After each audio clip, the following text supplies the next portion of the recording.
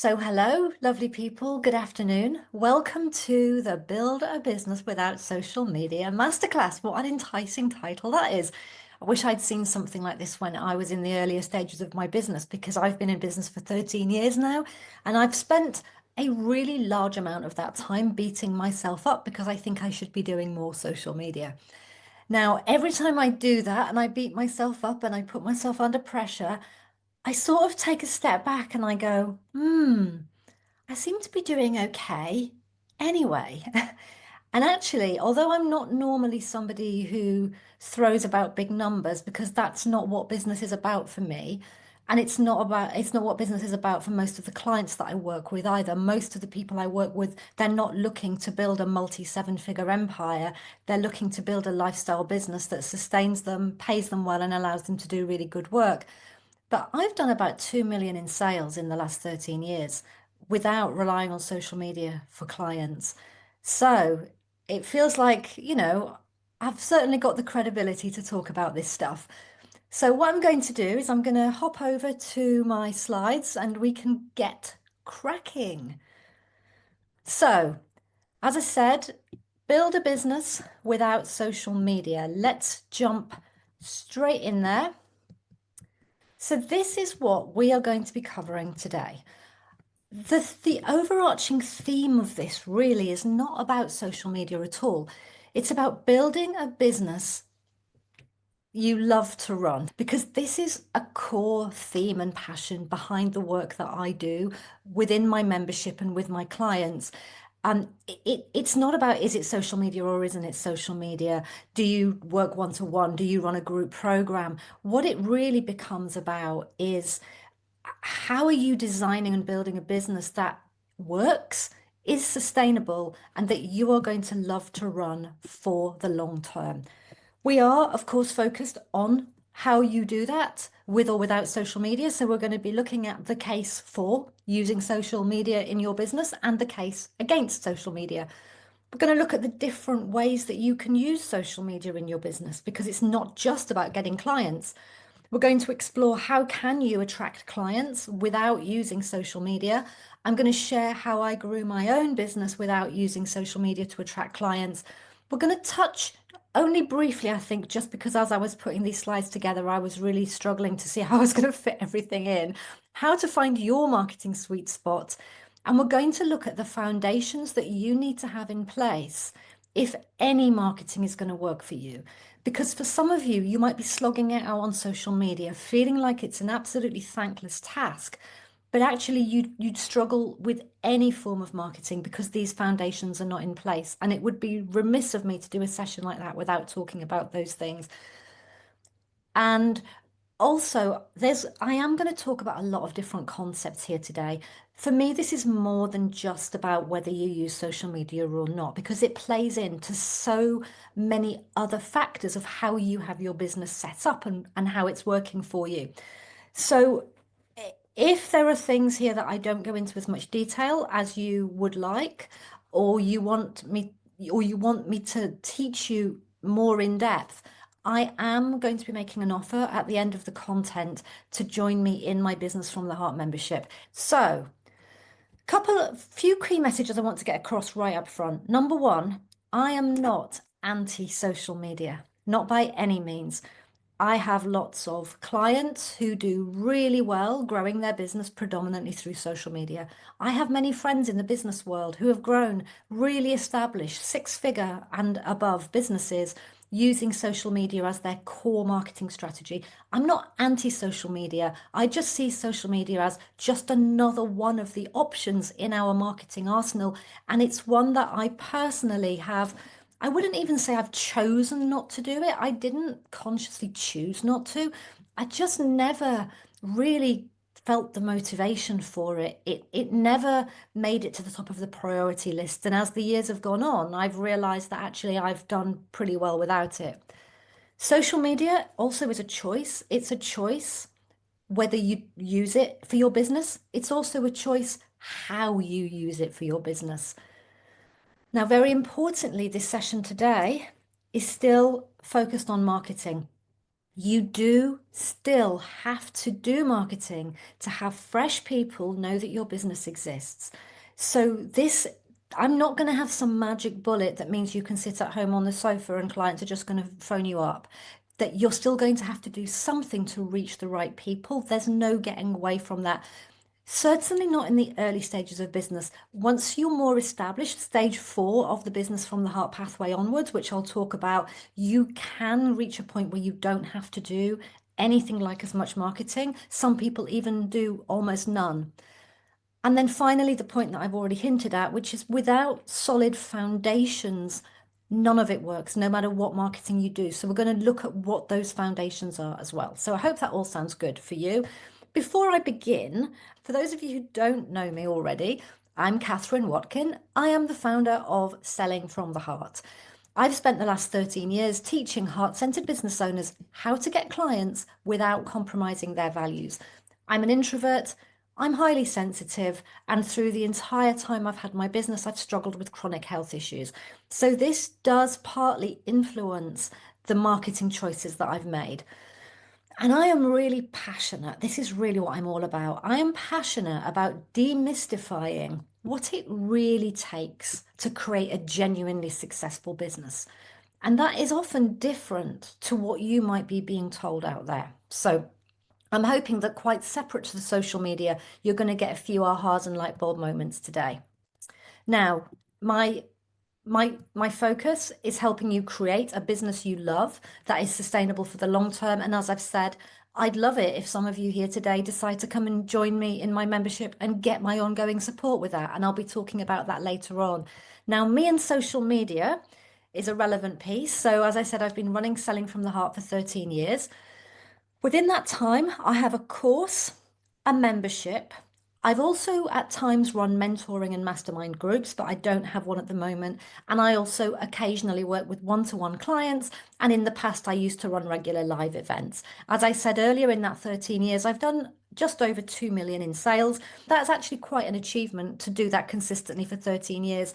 Now, over that time, I have had profiles on most key social media platforms. But I have never actively used social media to attempt to get clients or to grow an audience. It doesn't mean I have no presence, but that's a very, very important line. I have never actively used social media to get clients or try to grow an audience. I cannot say that I never will. And I do occasionally these days dabble with having people do social media for me. And I have an intern at the moment, and she's doing a brilliant job. She's been doing some reels for me on Instagram just in the last 2 weeks. And if it carries on the way it goes, I may well become more active on social media. But the secret is, it won't be me that's being more active on social media. I'm going to be completely hands off, and she's going to do it for me. So, what do I mean by social media? Let's get this defined up front. So this is a definition that I found online. Social media is websites and applications that enable users to create and share content or participate in social networking. Those are the key things. And so when I'm running this session today, what I mean is I mean Facebook, Instagram, LinkedIn, TikTok, X, then newer ones like Threads, Blue Sky that have been getting popular recently, WhatsApp, Telegram, WeChat. They're also considered social media platforms. They don't feel to me like traditional social media platforms, but then maybe I'm in a slightly older age group. And so this is what I'm talking about, these types of platforms. What I'm not including under the heading of social media today is YouTube. So if you Google, is YouTube a social media platform, you will get the answer that yes, it is, because it is a place where people can go to interact and create community. But to be honest, that's not how most people use YouTube. YouTube is actually a search engine, just like Google is. And most people go to YouTube to search for information. And so I'm not including YouTube under the heading of social media when I say I don't do social media, because I do YouTube, and I'm going to come on to that later. So let's have a look at the case for social media because I do want to be very balanced here. Social media is amazing for lots and lots of people. If you love it, if you thrive on it, if it works for you, why wouldn't you do it? So the case for social media is if you love doing it and you are absolutely in your element and it works, go for it. You can do it from anywhere. You can do it in your PJs. You don't have to dress up. You can reach new people all over the world. It's completely free. Now, in my book, is it really free? Because it takes a huge amount of time and energy. So to me, that doesn't actually count as free, but it's free in terms of money. If you respond to trends and you keep up with trends, you can actually harness those trends and capitalize on very fast growth.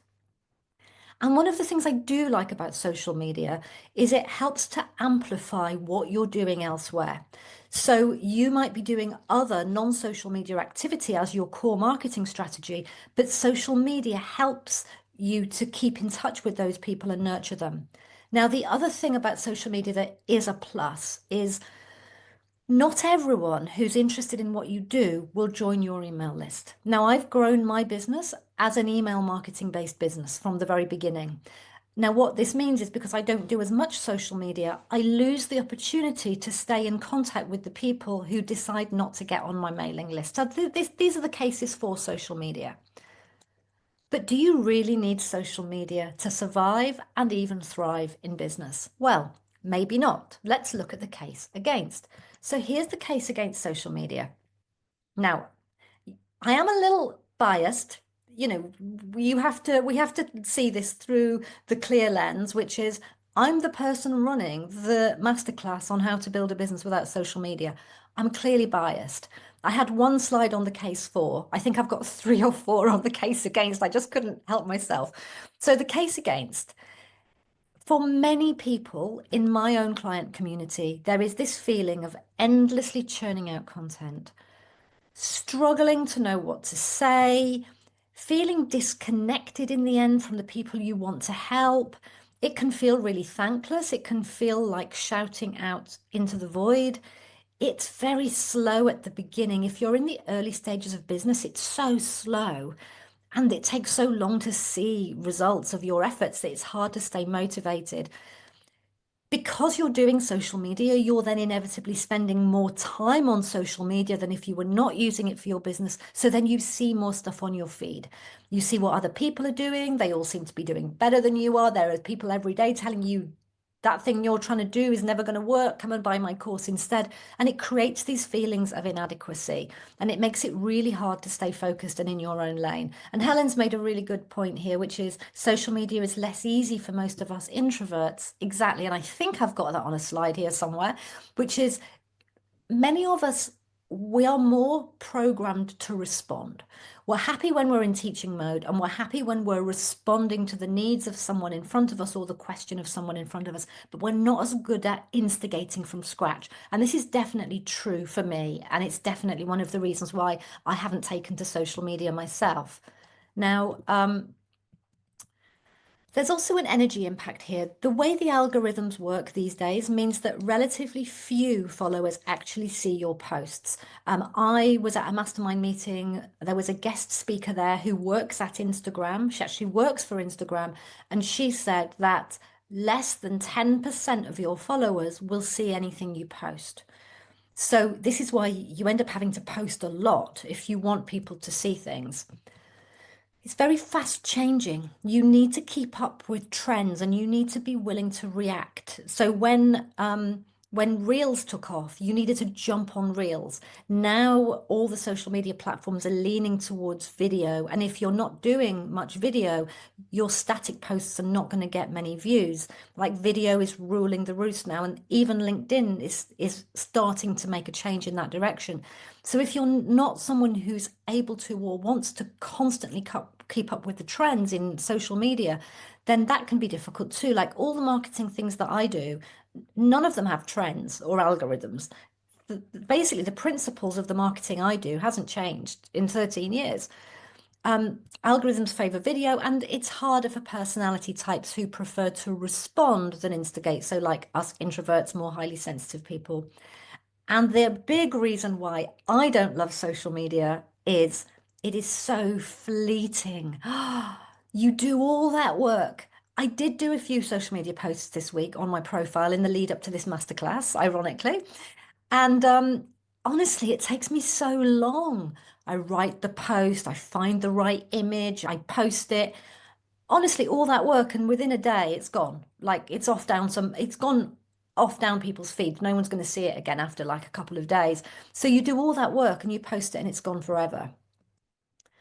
Also, there's the business risk, and this is so key.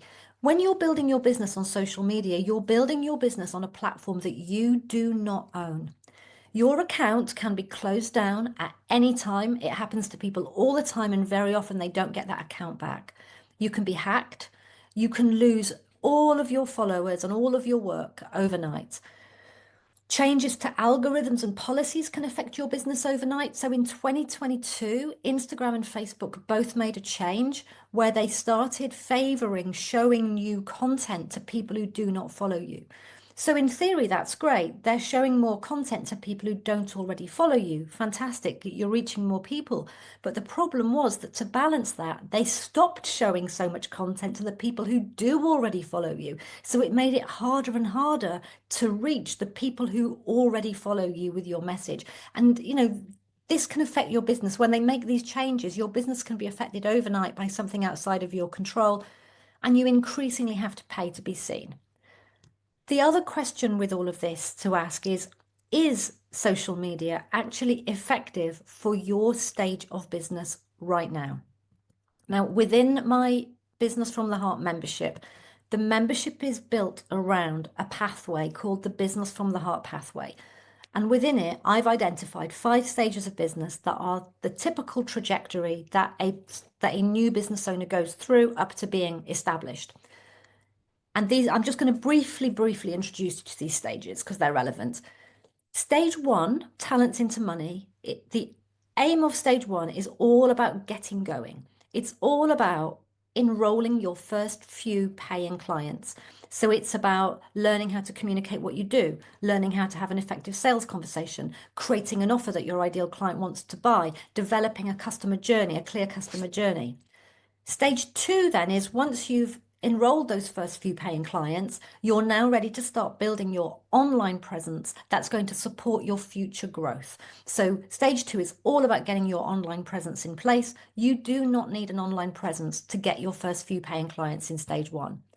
Stage 3, finding your flow, is all about finding your personal marketing sweet spot and growing your own audience so that you have your own audience of people to sell to.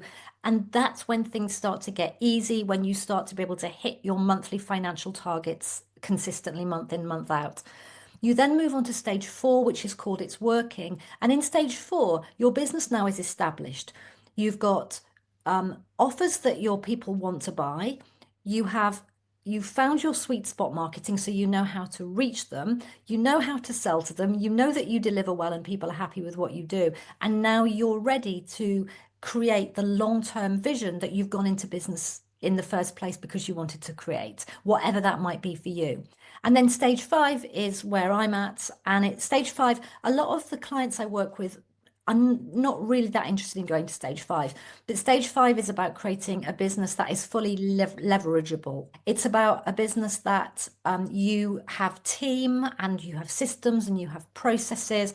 And the theory is that you could scale that business infinitely in theory without putting any more of your own time and energy in. Now, I'm at stage 5. I can tell you it's like all stages of business, it's never as easy as it sounds, but that's a quick introduction to the 5 stages of business. Now, if you're in the early stages, and I would call stage 1, 2, and 3 the early stages because you haven't yet found that real sweet spot of flow where you are just completely confident that every single month you're going to bring in the clients and the money that you want to bring in.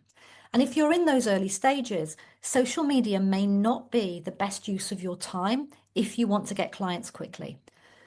Very often what I see is that you're putting out content on social media before you've got the foundations in place that are going to make it effective.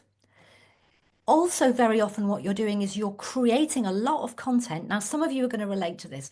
You're putting a lot of time and effort and energy into creating content and putting it out there, but you haven't got an audience yet. If you've just started in business, you haven't got a big following. You've got some friends and family members and maybe a smattering of colleagues from work. So you're putting a lot of effort into doing something for an audience that you haven't got yet. The algorithm also means only a few people see your posts. And because it takes time to build a decent sized following, you can get disillusioned and want to give up very quickly. Now, maybe social media is the perfect marketing strategy for you, but what will you do for clients while you're building it up? Now, this doesn't mean you shouldn't start. If you identify that social media is an ideal marketing strategy for you, absolutely start as soon as possible. But do it with the knowledge it's going to take time to build that audience and that following. And in the meantime, you need other faster ways of getting clients. So, why do people believe that social media is so essential? With all of that said, and I know that many of you are relating to the truth of everything I've just shared, you're hearing the truth of it. And if you hear the truth of it, then we have to ask, why does the whole world seem to think that social media is so essential for your business? Well, my theory is because it's so visible. When you go online, you can see social media, you can see what everybody else is doing. It sort of reflects back to you what you're not doing. And what you can't see is all the marketing that's happening that is not visible on social media. And there is tons and tons and tons of marketing happening out there every single day of the week, and you cannot see it. So I'm currently living within about half an hour of Chester. Right now, somewhere in Chester, there's a networking event going on. And somebody, as a result of that networking event, is going to sign up a £5,000 client this afternoon. Nobody can see that, so nobody thinks that's sexy. Next week, I'm going to deliver a guest masterclass for an audience. I will probably get clients from that masterclass, but nobody can see it publicly, so it doesn't look sexy, right? So we tend to see this very highly visible social media and think it's what we're supposed to be doing. So let's have a look at the ways that you can use social media. I hope I'm not going too quickly. I'm like, oh, I've got so much to cover, so much to cover. I always do this. I always have more that I want to share than I've really got time to do. So let's look at what are the ways that you can use social media in your business, because I think we can get very hung up on we have to use social media to get clients. Now, another thing that I talk about a lot in my membership is business models. And the way I present it is like this, that your business is made up of these four key elements. You've got attract, which is how does somebody who doesn't know you exist find you in the first place? You go from they don't even know you exist or your business exists, and now they know you exist. Then you've got nurture. How do you keep in contact with that person from when they first come across you until they're ready to buy from you? Sometimes that might be a day, that might be 5 years. Sell is how are you going to sell to them? Is that a one-to-one sales conversation? Is that a webinar or a masterclass or a live talk or a launch or a challenge? And how are you going to deliver to them? Is it one-to-one? Is it group programs? Is it a membership? Is it a retreat? And what I share is that you have to enjoy all of these pieces if you're going to love your business for the long term. There's no point loving the work you do with your clients, but you hate sales, you hate marketing, and you hate keeping in touch with people. That's just not going to work. You've got to find a way to love them all. Now, with social media, it's easy to think that you have to use it for the attract piece. But you can also use social media to nurture people who've already found you somewhere else. You can use social media to sell. I don't use it to sell, but you can use it to sell and you can use it to deliver. So in my business, I have a Facebook group for my course and I have a Facebook group for my membership. So I'm delivering to my paying clients using social media. So those are some of the different ways you can use social media. It doesn't have to just be attracting new clients. It can be for nurturing people who've already found you. And I'll come back to that when I talk about how I use social media. So if we're going, okay, how can I build my business without social media? The obvious next question is, what are the alternatives? So what we're going to do here is imagine that you wake up tomorrow and social media doesn't exist, which is not a huge stretch, to be honest. Let's imagine that Zuckerberg has decided to retire and he doesn't want to leave a legacy. He's taken the whole thing down with him. Now, he owns Facebook. He owns Instagram. I think they own WhatsApp. Like a whole load of it's going to be gone overnight in that. So imagine, it's not beyond the realms of possibility. Or like when we had the pandemic, and the pandemic meant that we had a virus and we all had to stay at home. Well, imagine if it was the other way round and the virus was a computer virus and we'd all had to adjust to life without our computers. Then how are you going to get clients? Like, really think about that. But before we think about that, this is where I want to talk about foundations. And this is a real bugbear for me. There are things that I get a real bee in my bonnet about. And if you stick around me or you've been around me for a while, you'll know that this is one of them. There is there is so much focus on marketing, as if your marketing activity is this magic bullet. And if you just do enough marketing activity, everything's going to work and you're going to have loads of clients. But if you do not have certain key foundations in place, it doesn't matter what marketing you do, it's still going to feel like a slog. And I often say, it doesn't matter what marketing you choose, just choose something you enjoy. There is a bit more to it than that, but just choose something you enjoy. Choose something that you're going to be happy to get up every single day of the week and do. And then make sure these foundations are in place. And that's how you make your business easy. So, what are these foundations? So, with these, all of it works. Without them, none of it works. These foundations are number one, your sticky message and your captivating introduction, designed to clearly to communicate to your ideal client what it is you do and how you can help.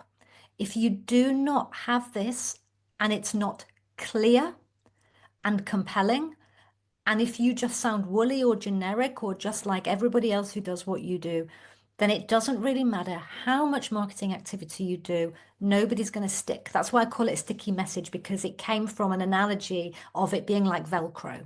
And that when you have the right words to articulate what you do for your ideal client, and that ideal client comes across you, they just want to stick like Velcro. It's like, oh my gosh, you do that.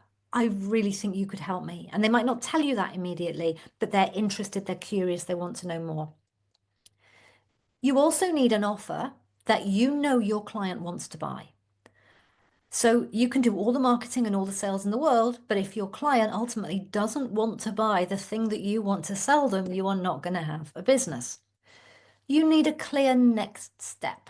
So when that person comes across you because of your message and captivating instruction and they know that you are there for them, what is it that they are going to do next in order to take a step closer to working with you? Often I call this, in marketing terms, this is called a call to action. Next step is just another word for that. And it's also known as a customer journey. It's what is that pre-designed journey that that client is going to take. And sometimes that next step is as simple as booking for a discovery call. But it can be sign up for my free giveaway or sign up for like for me this week, my next step has been sign up for my masterclass. And here you all are. You need to have, and this is absolutely essential, you need to be effective at sales conversations. Conversations is in quotes because this might be a one-to-one sales conversation. And if you're in stage 1 to 3 of your business, probably that's what you'll be doing mostly, one-to-one sales conversations. But it can also be a one-to-many sales conversation. So later on today, I'm going to invite you to come and join me in my Business from the Heart membership. And when I get to that piece, I'm going to be having a one-to-many sales conversation where it's not really a conversation because it's not a two-way, but you get my meaning. It's how you're able to effectively take your client through a conversation, whether it's one-to-one or one-to-many, that by the end of that conversation, they know that they want to work with you. It makes sense to them. They can clearly see the value. They can clearly see that it's a good investment, and they wholeheartedly want to do it. If you don't have all of these pieces in place, and then of course not everybody who comes across you is ready to come to your sales conversation straight away, and some people come to your sales conversation and they're not ready to buy yet. So how are you going to nurture and stay in contact with them until they are ready? And that, like I said, that can be a week, it can be 6 months, it can be 4 years, it can be 6 years before someone's ready to work with you. And without these pieces, what happens is that all your marketing activity becomes like pouring water into a bucket with a hole at the bottom. All of that effort is just going to drain straight out the bottom because there's nothing causing it to stop and stay in that bucket. There's no sticky message to cause the person to want to stick around and find out more. There's no clear call to action that they actually want to take the next step. There's no effective sales conversation, so they don't ever get that feeling of, oh my gosh, I really want to do this. I really think this is the answer for me. Um, if there's no offer that they want to buy, then you could be the perfect person, but they're like, nah, not sure, can't quite see how this is going to work. So this piece is so important. Like I could spend the next 2 hours just on what's on this slide. And this is the important stuff, right? What's on this slide, these are the true secrets to success in business. It's that simple. And most people are skipping over this stuff to get to the sexy stuff. Oh, let me launch a course or a membership, or let me go and follow this complex Instagram nurture strategy. But if you don't have these pieces, none of it's going to work. Okay, so that's my little rant over for now. I'm sure I'm going to come back to it later on. So the question for you is, are you rushing into marketing tactics too soon without the foundations that will make them work? That's just a question for you to reflect on and consider whether actually it would make sense for you to take a step back, take a pause, go and work on some of these things, get these things in place, and then you get back out there with your marketing, and your marketing is going to be effective. Throughout my business, I've had chronic health issues. I had a few years in the middle where I was better, but certainly like the first probably 5 years, and then the last 5 years, it's been a real struggle to work to maintain my business alongside my health challenges. And for me, this is the secret to my success. I don't have to do as much marketing because when my ideal client comes across me and they come across my message, they know they're interested straight away. I have offers that my clients want to buy, and I am really good at sales. I'm a sales expert at my core, so I know how to take people on that journey from I'm interested to actually, yes, I want to go ahead and buy. So, so important. Anyway, let's get to the bit you're all waiting for, which is marketing without social media. So, marketing without social media. I've broken this down into three types of marketing, and I've done that in order to sort of convey the different sort of approach and the different feel of these types of marketing. So, first, we've got what I call the human connection method. And the human connection is the bit that you don't really get when you're doing social media. And some of us thrive on that human connection. So, your human connection is things like your warm network. People often overlook their warm network when they start their business, but the warm network is made up of all the people who already know you, hold you in high regard, respect you, trust you, know you're a good sort of person. And your warm network can be an absolutely brilliant way of getting your business off the ground at the beginning. You've got referrals. These are all the clients who've worked with you in the past, who love what you do and want to send more people along. But these are also people who've maybe met you at networking, really like the sound of what you do, really like you, and they have people to send you. You've got networking, going out, meeting people. You can network online, you can network offline. Speaking is also a human connection method because in order to get the speaking opportunity, you've had to build a relationship with the human being that invites you to give the talk. Guesting is very similar to speaking, but for me, speaking is the distinction I make between speaking and guesting is that when you're speaking, you're invited to give a talk and you go and give a talk somewhere and the talk is done and then you come home and it's over.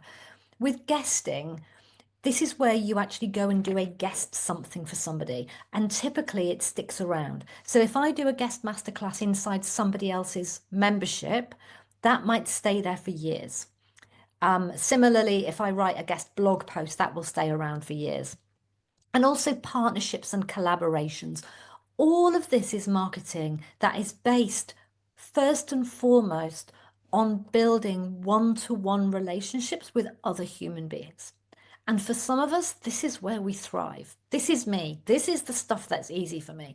This is the stuff that is so easy it doesn't even feel like work. And then I overlook it and want to go off and find something more complicated to do instead. The next one is what I call the stick around and get found method. So if you remember back in my list of the case against social media, one of my big bugbears is you post once, you do all that work and it's gone. And it's such a thankless task, right? Well, the stick around and get found method, this would be content marketing like blogging, YouTube videos, podcast. This could be your own podcast or being interviewed on somebody else's podcast.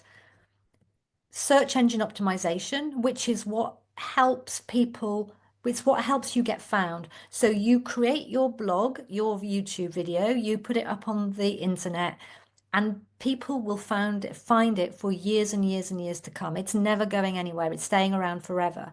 But the way they find it is through search engine optimization. You need to optimize those platforms to help you get found. You can still get found without optimizing, because I'm going to tell you a story about that in a minute, because I didn't optimize very early. But you optimize your content and then you will get found over and over and over again. And actually, I say I'm going to tell you a story, but I wasn't going to tell you the story, so I'm going to tell you the story now. So when I started doing YouTube in 2017, I didn't really know what I was doing, and I did not do SEO on my YouTube channel. I did nothing. Just used to record videos and stick them up there, and that was it. I did nothing to optimize them. In July 2020, I did my last YouTube video for 4 years. It wasn't a planned break, I just got sick and I couldn't keep up with it. And that video was called Running a Business as a Highly Sensitive Person.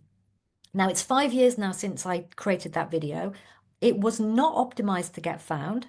And over those 5 years, I have over and over and over again had somebody join my membership who says, I found you because I found that video on YouTube. And that's how I knew that you were the mentor for me. So even without SEO, you can still get found. And then guesting, I've already touched on guesting. If you create a guest training or something in somebody else's program, or if you create a bonus, this is a great strategy. I haven't actually done this, but somebody else has got a bonus inside my course. Now, she created that bonus 13 years ago. I do all the marketing, I do all the sales, but everybody who buys that course gets to find out about her because she's a bonus inside my course. And podcast interviews as well, also on this list.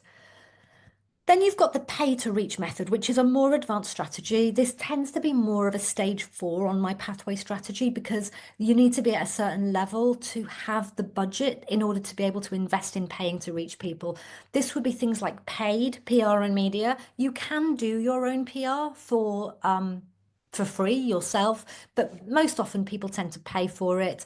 You could pay someone to do your social media for you, and paid advertising. So this is where you're not needing to do so much yourself. You're paying somebody else to do the reaching for you. And then just to touch on some of these things, why I love them. Why do I love these particular strategies so much? Networking, also known as talking to people. Why do I love networking? It's the quickest way to get clients from a standing start. The reason I say talking to people is this doesn't have to be traditional business networking events. This can be social events, personal development talks, meetups, yoga classes, anywhere where people are hanging out, talking to people. It could be standing at the school gates waiting to pick the kids up. And it can also be online. You can network online as well as offline. You can go to, there's a lot of networking meetings now that happen on Zoom, and you can also network in Facebook groups.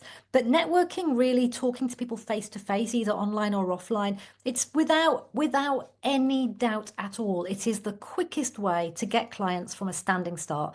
You could go networking this afternoon, meet somebody who has never met you before, and by tomorrow afternoon, they're signed up and the money's in the bank. It doesn't tend to happen like that online. It's a much longer process with a lot more touch points. It builds a deeper connection very quickly. It generates many other opportunities and referrals. You don't only get clients from going networking, you get referral partners, you get invitations to speak, you get invitations to be on a podcast. And you do not have to have any online presence at all to get clients. So you don't need to let it hold you up. If you're in your early stage of business, you don't need to let needing an online presence hold you up. You can just get out there and get a client this afternoon. I love it for that reason. Got referrals then, also known as raving fans. The advantage is here, you only have to set up your referral process once. Once you're up and running, it's completely hands off. The wonderful thing about referrals is you only pay, you do have to pay, of course. You pay something, it will either be a payment or it will be a gift of some sort, but you only pay after you get a client. So you're not having to put a big outlay of money out there. And some people, this doesn't happen overnight. It takes a few years to get there, but some people do get to a point where they get most of their clients from referrals if they do this well. Now, everything I'm talking about here, we have trainings on these inside the Business from the Heart membership. There's a training on how to set up your referral program. There's a training on how to network effectively. There are trainings on everything that I'm talking about today. If you want to go deeper and learn more from me, we have trainings on that within the membership. Speaking and guesting, also known as other people's audiences. And this is about harnessing audiences that already exist. One of the reasons that social media doesn't work so well for an early stage business is because you're trying to build your following one person at a time. And it's painstaking and it's time consuming and it takes a long time to grow the audience. You will eventually grow it. And this is how people have really successful businesses on social media, but there's a lag there. With speaking and guesting, you're basically getting in front of audiences that already exist. So you get invited to give a talk, the room is already full of 30 people when you get there. You get invited to do a guest blog post, that blog already has a readership of 30,000 people. You're harnessing audiences that already exist. So the advantages here is that when you're invited as a guest or a speaker in whatever capacity, you are automatically positioned as an authority to everybody that sees your talk or your piece of writing or whatever it is. The know, like, and trust is already in place because someone they trust trusts you enough to invite you. So the trust is sort of implied there. What I love about speaking and guesting is you only have to build a relationship with one person to reach lots of people, and you really can reach large numbers of new people at once. So, as an example of this, when I was quite new in business, I think it was about a year into this business, I'd been growing my mailing list slowly over that time, and I had about 300 people on my mailing list. Within 1 week, I grew that mailing list by 1,500 people in 1 week because I did partnerships with people who promoted me to other people's audiences. And yeah, collaborations, joint ventures also sits here under speaking and guesting. And then content marketing, YouTube, blogging, podcasting to a certain extent. The advantage is, as I said, you create it once and it stays around forever. Like, how exciting is that? When I create a YouTube video, honestly, it's such an effort. I created 3 yesterday. It nearly kills me when I create a YouTube video. I really don't find it easy. But I know that those videos, if I do a good job, they're going to sit around for years and years and years and years and bring new people to me. So I love that. And the other great thing about your content marketing, particularly the YouTube and the blogging, this is more than the podcasting. People find it by searching, right? So they're already interested in what you do because they're searching for it, which is very different than social media where you're just putting stuff out and hoping that the right people see it. And the other great thing about content marketing is it's going to stick around forever and you can take it and repurpose it for social media.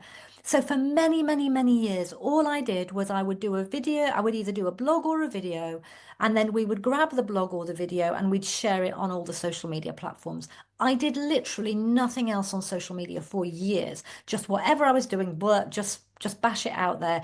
Now I've got an intern and she is about to start repurposing my weekly YouTube video and turning it into lots of smaller bits of social media content. But, I'm 13 years in and I'm not doing that yet.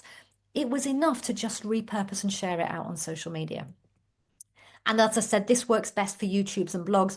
Search engine optimization doesn't work quite so well for podcasting. People find you in a slightly different way when it's a podcast, but it's still valuable. I do a lot of podcast interviews. I think they're really valuable, helps me get found by a lot of people, but you don't get found by people who are searching for your content in quite the same way. Whew. So, how are we doing? Any ahas, people? I'd love to know if you've got any ahas. Do type in and let me know what's really landing here for you. So, Helen, the SEO and the stickability of blogs and videos. AI is changing the whole game when it comes to this. Yes, Liz, and yes, absolutely. And that's actually a really good point that I meant to mention and I hadn't yet. But, AI is making it easier for you to repurpose this content across social media, without a doubt. Um, and it confirms for Geza, which I'm probably still saying wrong, that it confirms that you want to make YouTube your main platform. Fantastic. Um, so let's talk about your email list. We have to pause and talk about your email list at some point in all of this. Your email list is your most important business asset and you own it. Nobody can shut it down. Nobody can take it away from you. It removes that risk of growing an audience on social media. The other thing about your email list, the people on it are actively interested in hearing from you. They have signed up voluntarily because they want to hear from you. Your emails will reach their inbox. Now, I say pretty much because there is such a thing as deliverability that you have to be aware of, but we don't have time to go into that today. We do have stuff on that in the membership, though. Your emails will, on the whole, reach their inbox. You don't have to pay extra for your emails to reach their inbox. And the email list, without having time to go into this as much as I'd like today, your email list is what takes you from hand to mouth marketing to a more long-term approach. And this is what allows you to, when you've got enough people on your emailing list and you have an offer or an opening for a new client, you can send an invitation to your email list and you've got people there who already know that they want to work with you. You're not going to feel like you're broadcasting out into the void, just hoping that somebody happens to see you. It changes everything. And it is so much less stressful and it is so much easier on your nervous system. This is how I've run my business pretty much from the beginning. And it's what I recommend you do as well. That, as soon as you're in the place where you're ready to do this, that you create your free giveaway and you start building that mailing list. Now, this is something that in my pathway, this is stage 2 of my business from the heart pathway. You need to work with a couple of clients first so that you have a really good sense of, you need to know before you create your free giveaway that you have people out there in the world that want to buy what you offer and you know how to reach them with your marketing, you know how to sell to them, and you also know enough about them to know what sort of a free giveaway they're going to want. But then how you build your email list is you're going to create a free giveaway that your absolute ideal client wants to sign up to. You will set it up on a website or a landing page. You'll do marketing activity to reach new people and invite them to sign up. Once they've signed up, you can nurture them until they're ready to buy from you. And then you can invite and make offers as much as you want because they're on your email list. Now, your free giveaway is often some sort of a PDF download or a video series, but it can also be a webinar or a masterclass. So in many respects, so today, the majority of you here will have already been on my email list and I invited you and you came, and that's very easy for me because I didn't have to go and search for you all online somewhere. But I did share this online on social media and some people will have signed up from there. And those people are now on my email list. And if you only discovered me this week, you may or may not buy from me this week. But if you think that what I have to share is sensible and valuable, then you'll stick around. And hopefully, if you don't buy from me today, you'll buy from me in 6 months or 12 months. I'm in business for long term. I need clients next year just as much as I need them today. And so I don't get hung up on whether someone buys from me today or next year in 2 years, as long as there's a flow of people coming through to buy from me at any one time. So I said I'd share what I've done to grow my own business. In my first year in business, I did about £420 turnover. In my second year in business, I did about £6,000. In my third full year in business, I did about it was £118,000. So I took my business to a six-figure turnover, doing only what's on this slide, networking. I then started to realize that when I went networking at an event that people had to pay to go to, particularly if they'd had to pay a reasonable chunk of money to be there, they were more likely to have a mindset that they were willing to invest in their business growth.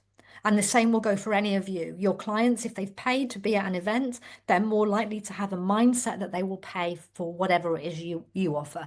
So I started networking more at paid events than cheaper networking. I networked on Facebook a lot. So although I didn't do social media in the traditional sense, I'd meet people networking and then I would connect with them on Facebook, and then I'd just have conversations with them in the feed. I would just interact and network on Facebook. I didn't post, I didn't do my own posts, I just interacted with other people. I also ran my own networking event for about 18 months. I did a lot of speaking and guesting. I did a lot of live speaking. I did a lot of online masterclasses. I did a lot of podcast interviewing. And I did collaborations and partnerships of various different sorts. Now, partnerships they can look like somebody else promoting something of yours to their own audience. It can look like doing a joint workshop together. It could be doing a joint offline workshop together. There's so many different ways that you can collaborate once you get your heads together with somebody. Then, after about 2 to 3 years-ish, I think it was about 3 years in actually, I started blogging. I was not very consistent, but every 3 or 4 weeks, I would write a blog, put it on my website, email it out. I think actually, looking at the timelines from the previous slide, it was 3 years. So I didn't do any online marketing at all for the first 3 years of my business. Then I started blogging. Then, after maybe another year, Facebook Lives became a really big thing. And I started doing Facebook Lives. I didn't do it for very long. I didn't manage to be consistent, but that was me jumping on a social media bandwagon for a very short period of time. I didn't do it long enough. I didn't do it consistently. I don't think it made a blind bit of difference to my business, but I did give it a go. After 6 years, I started doing YouTube. And I did YouTube reasonably consistently for 3 years. Then the pandemic hit. I imploded my own life by moving full time into a camper van with my partner, and that's a whole other story. I then just simply couldn't cope with all the moving parts of my life. I stopped doing YouTube completely for 4 years and started again last year. So, and then what I do today, here's what I do today. I do speaking and guesting, collaborations and partnerships. I have a referral program for my membership and a referral program for my course. I do YouTube. I have now, only last year, only in 2024, I had my website and my blogs and my YouTube search engine optimized to help me get found by more people. And I do all of this always with a call to action for my free giveaway. So every single thing I do on that list, I'm doing it with the aim of everyone who hears about me through this, I want them to sign up to my mailing list. My YouTube has a call to action. Sign up for a freebie, get on my mailing list. The referral programs are mostly set up that people send their friends into freebies that I have. So everything I do is all about getting people onto my email list because then I control the interaction. I control when I make offers. I control when I invite people, and I can nurture people and keep in touch over very long periods of time until they're ready to buy from me.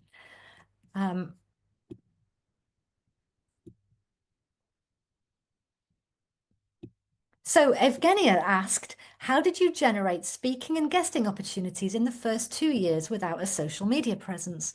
Look, let's hop back. What did I do in those first 2 years?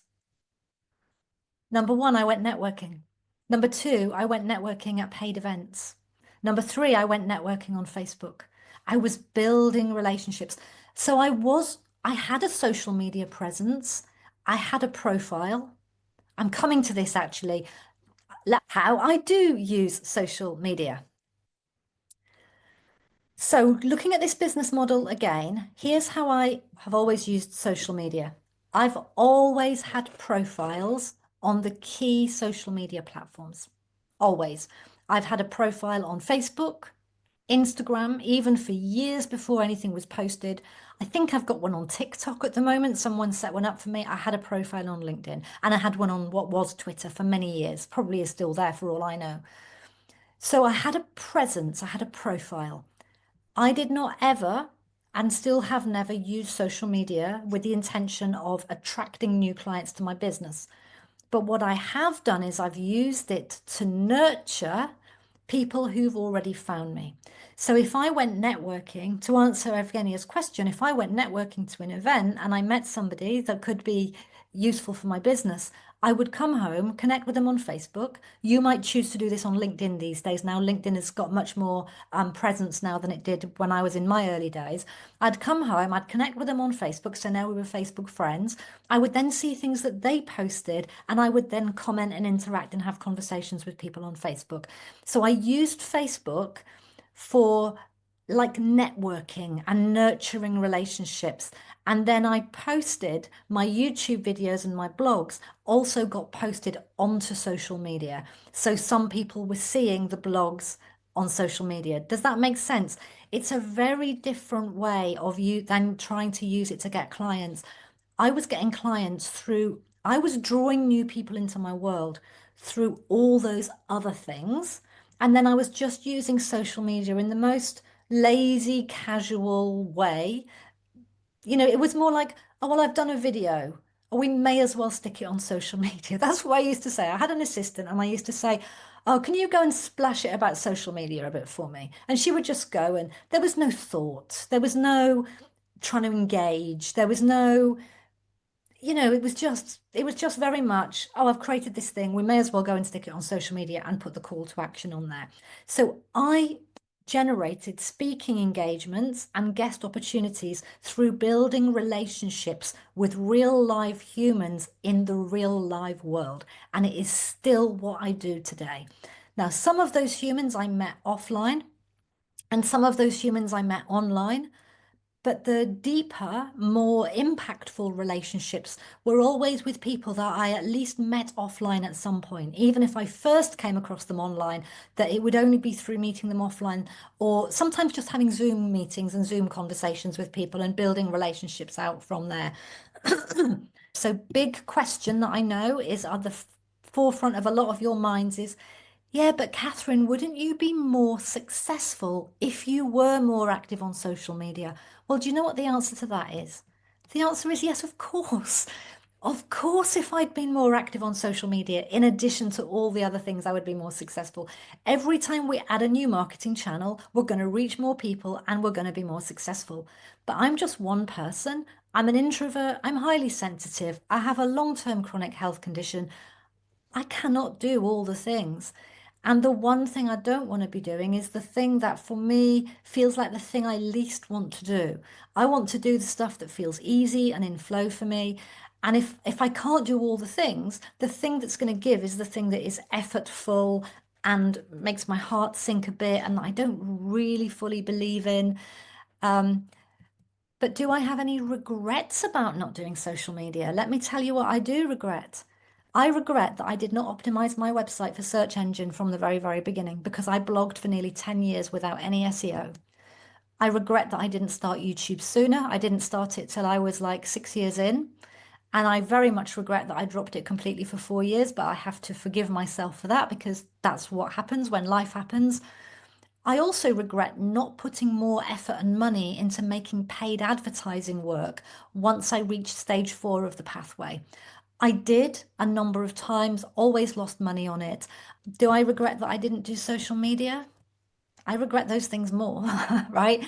We can't do everything, we can't be everywhere. So, do you stay or do you go? Your choice is you can leave social media completely. Or you can choose it as one of your 2 core marketing strategies and go all in. But if you're going to do that, you need to start now because the sooner you start, the sooner you're going to grow your presence and your audience. You can set up profiles on all the platforms and then do absolutely nothing.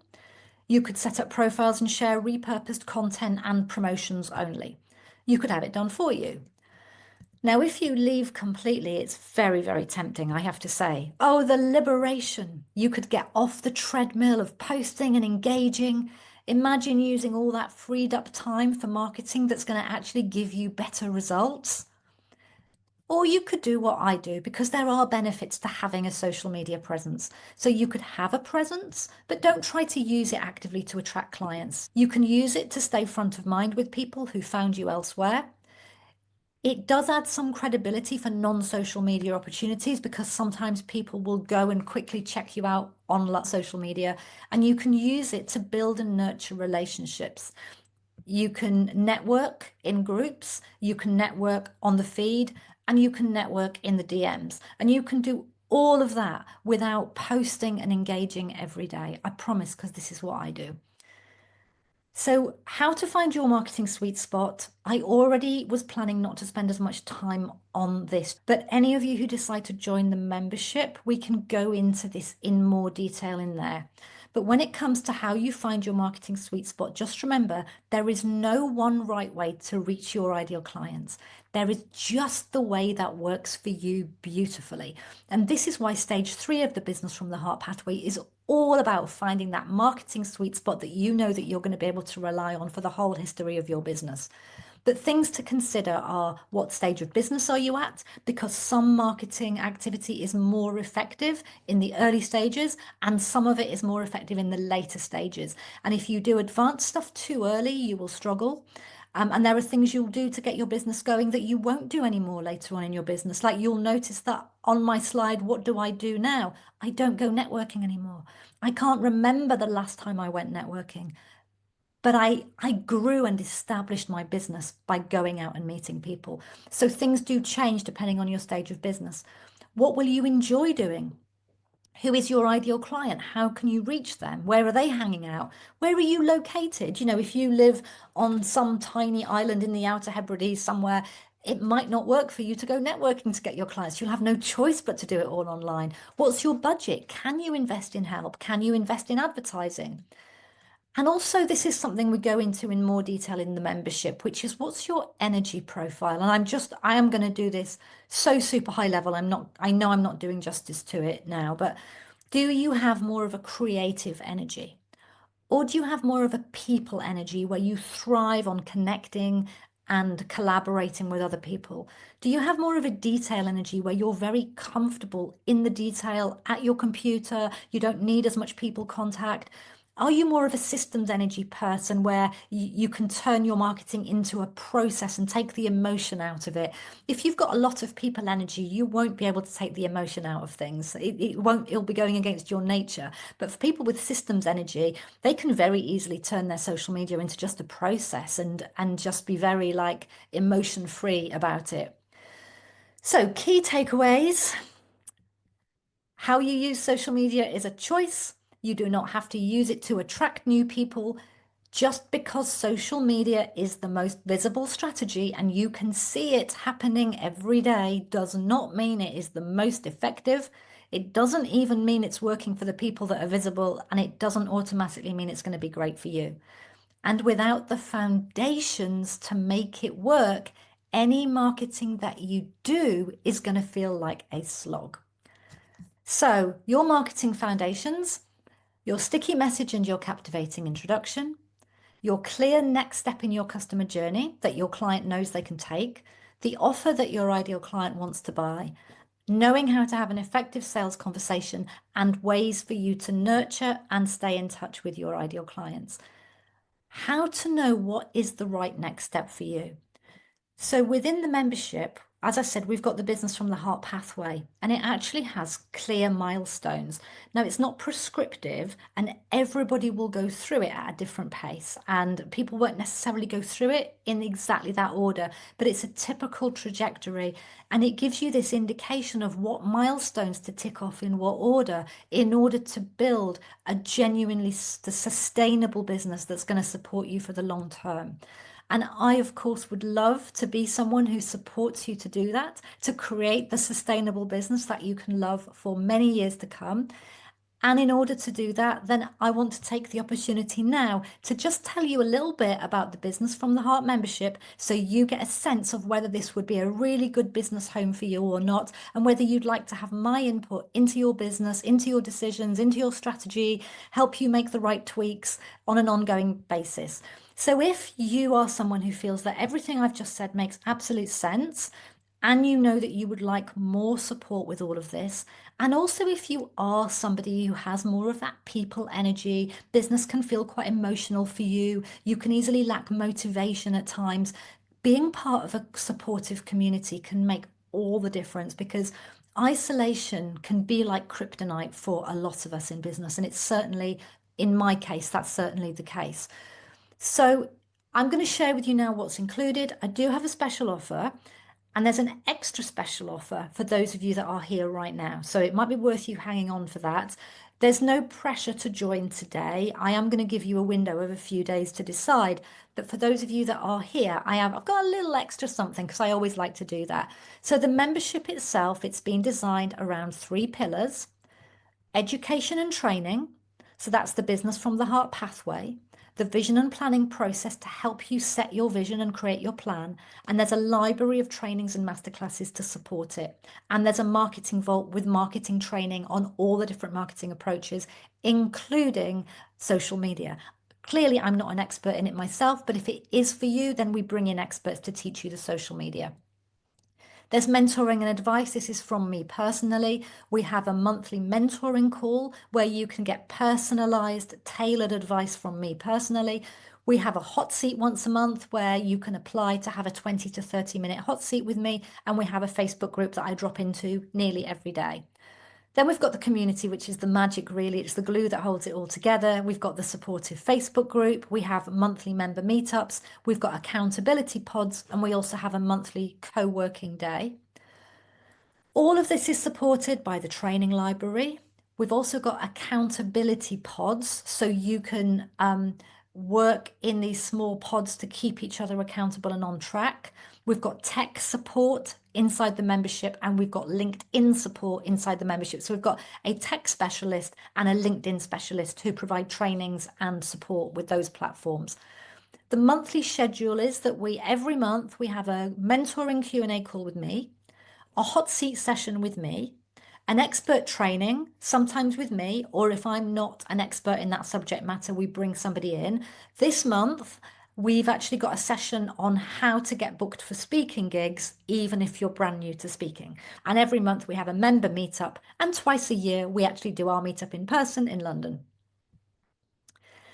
So what happens first? When you join the membership, the first thing you do is you're going to follow a process to create a vision, a really clear vision for where you want to take your business. You're then going to use the pathway to identify where you are right now. You will then follow the planning process to create a clear plan for the next few months. And based on that, you're going to identify, given my plan for the next few months, what is the most high value, high priority, one thing that I need to focus on right now? Is it getting out there and getting your first few paying clients? Is it creating your free giveaway? Is it learning how to do LinkedIn properly? Is it creating a talk outline so that you can pitch for speaking gigs? What is that next one thing for you? Is it beta launching your first group program? When you know what that next one thing is, you then can use the resources and the support and the training to help you to implement. And then ultimately you will come into our Facebook group and you will celebrate your progress, and we will all celebrate with you. This is Rosemary, who says, since joining the membership, I have felt so supported in my business ventures. It's had a massive impact on helping me get a yes to my first luxury package. And I've also had the confidence to do more live video and interviews on social media, which is generating a lot of interest in my business. So can you see from the membership, she's doing more live video and interview on social media. So this is not an anti-social media membership. It's just a very balanced membership. Social media is not the only way to do business. There are lots of ways you can grow your business. And then this was Pam, who joined when she was brand new and just starting out her business. She said, being in the membership is giving me the confidence that I'm getting the basic structures in place to build a sustainable business. I highly recommend others join this fabulous, generous community and experience the value for themselves. So, of course, we would love to have you join us, and I am going to open up and answer questions about it very shortly. Just going to give you a few more bits of information now. I designed this membership to be affordable, no matter your stage of business. In the very early days, it can feel difficult to make a multi-thousand-pound investment in your business growth. Even if it's the best decision you could make, it can be a difficult stretch to make. Similarly, if you've been in business for a number of years, but you've hit a tricky spot, again, it can feel risky sometimes to make these larger investments. So I wanted to make this affordable, no matter your stage of business. The monthly membership, which you can cancel any month, it's purely a month-by-month commitment, is £47, no extra tax on top of that. And if you decide that, you know that this membership is something that you want to have in your life and you want the ongoing support, there is an annual membership option. With the annual membership option, you get 2 months free effectively, but you are making a full year's commitment. So once you've signed up on the annual, you're in for the year. And then this was Sonia who said, "Hi all, I finally sold my first package." And then she came back in and said, "And I've got more people asking for a first call. Is this because of my captivating introduction, the sticky message? I'm really happy seeing how it works." And Alyssa said, "I'm so grateful for this membership. Yesterday, I made my monthly financial goal in just one day. This never would have been possible without the packaging and value teachings, as well as the sales call structure. I'm over the moon." This was Monica. Monica was a more established business owner.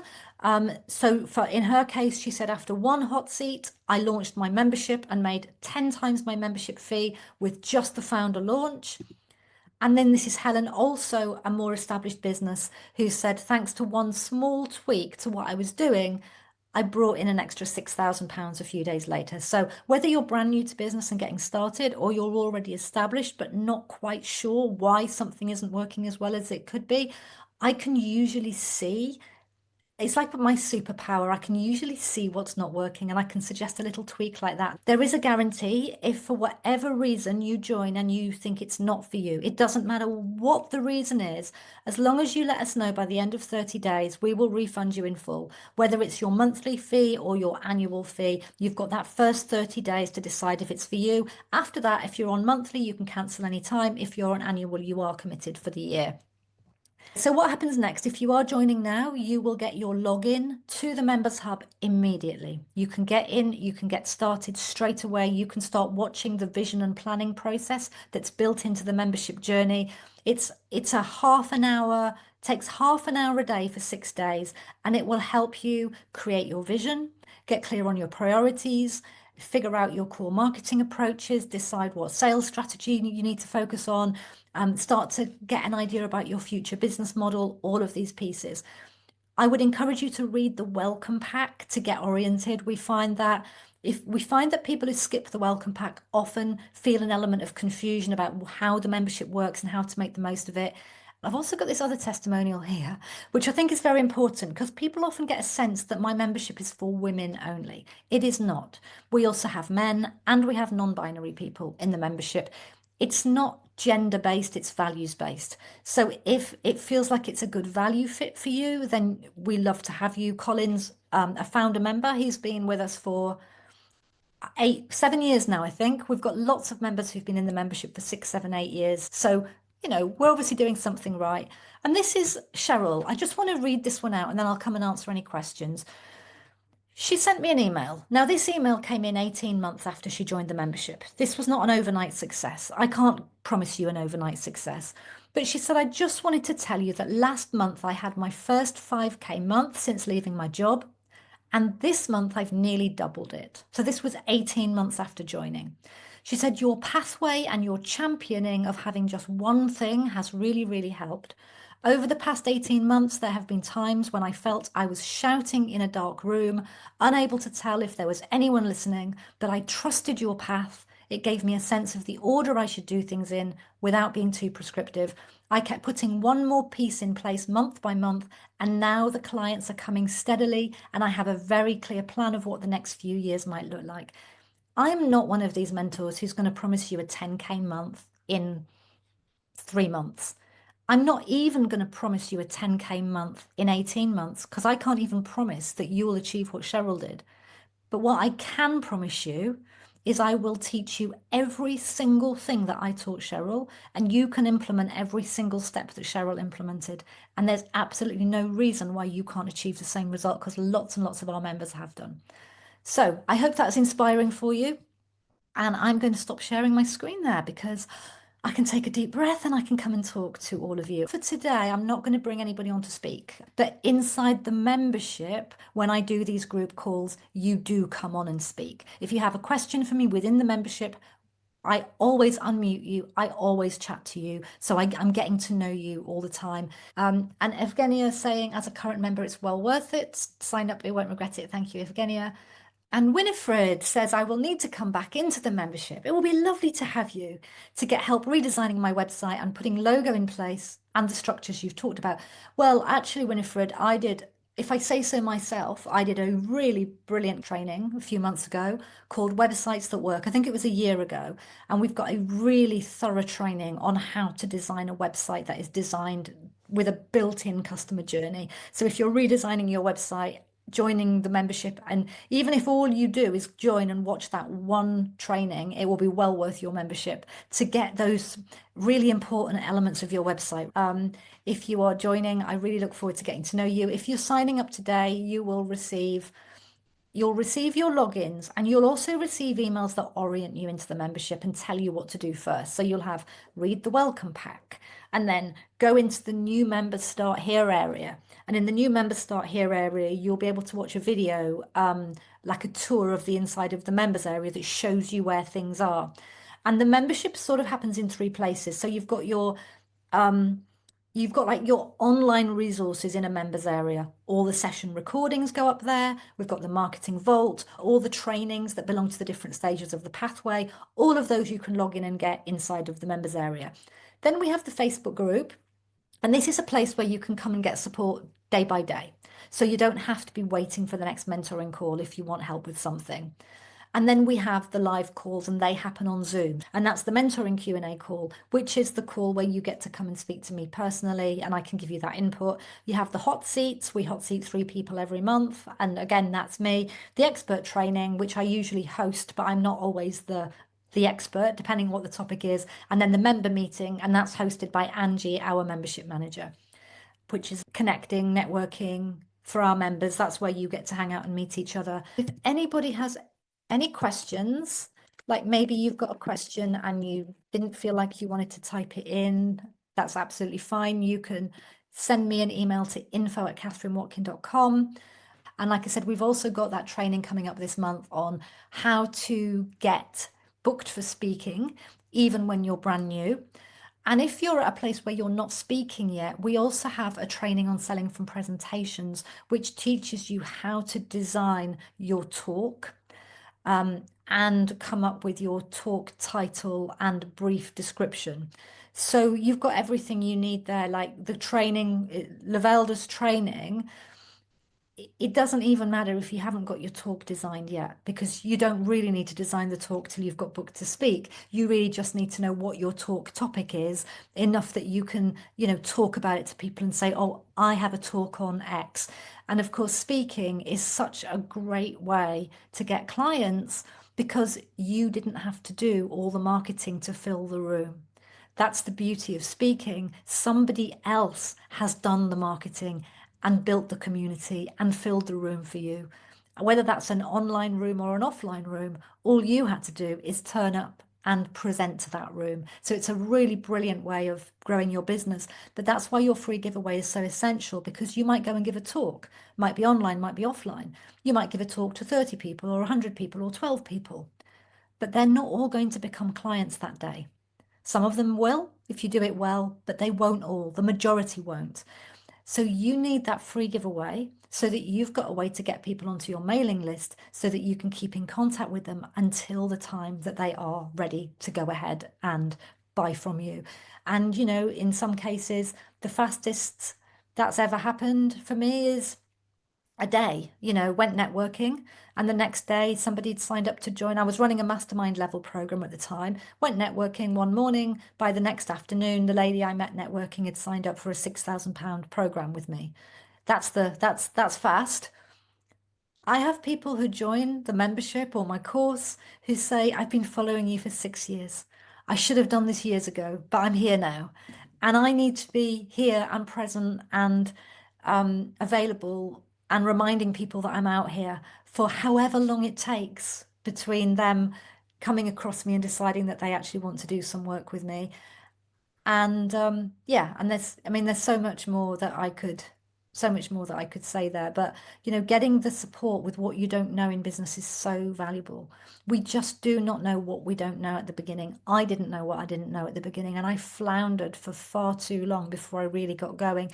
Being able to shortcut the what you don't know piece is so important because it means you're then able to do the most effective activity at any one point to really move your business forward and see results. Because if you're not seeing results, you start to lose confidence, you start to doubt yourself, you become less, because you become less confident, you stop taking the action. So you take a lot less action, you start naturally hiding, and you get onto a bit of a downward spiral. Whereas if things are starting to happen for you, you're getting clients, you're getting opportunities. People are responding really positively when you say what you do. People are responding positively to your social media posts if you are doing social media. All of this stuff puts you on an upward spiral. Then a client comes along, then someone says they'd love you to come and do a presentation for their audience, and now you're on an upward spiral and everything feels completely different. So great. Wonderful. So lovely having you all here. So pleased that you found it valuable. I know we went over time a bit, but that's how I roll sometimes. And yeah, I look forward to those of you that are joining. I look forward to seeing you inside the membership, and I look forward to getting to know you a lot better. Okay, thanks all for being here and all for your interaction and your questions. It's been a pleasure. See you all very soon. Lots of love. Bye.